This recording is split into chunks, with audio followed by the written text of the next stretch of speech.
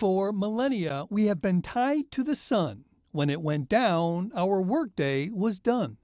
Then, about a century ago, we decided to change the clocks to save daylight, have that extra hour each night.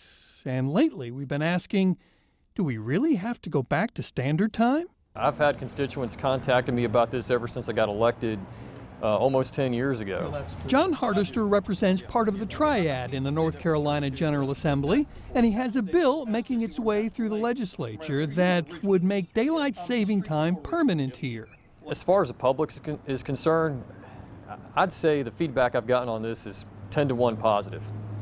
I put a notice out on social media and went viral. Indeed it did, hundreds of comments. But making daylight saving a permanent time in North Carolina isn't as easy as you might think. Ultimately, it requires an act of Congress to get it done. We go back about a half century. It used to be that states did have full discretion and states could do what they wanted. They could be on daylight savings time permanently or not. What Congress said was, we need to have a national policy on this because a lot of what one state does affect its neighboring state. Wake Forest political scientist John Dinan says history has lessons for us when it comes to whether Congress is willing to impose a national switch to permanent daylight saving time. Going back to the 1970s, Congress already tried to actually have a permanent daylight savings time experiment.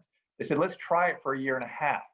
They didn't even get all the way through the experiment. And they already, when the fall came, they said, these mornings are really dark. We're sending students to school in some really kind of unlit mornings. There's always a cost-benefit analysis anytime you do something, is that when kids get ready for school in the morning, it's going to be dark and certain times during the year. We have street lights, and we all know that a school bus is equipped with lights, and there's a lot of support for doing this. The healthcare industry supports it by and large because there are studies indicating that incidents of heart attack and stroke escalate in the time in which the clock changes twice a year.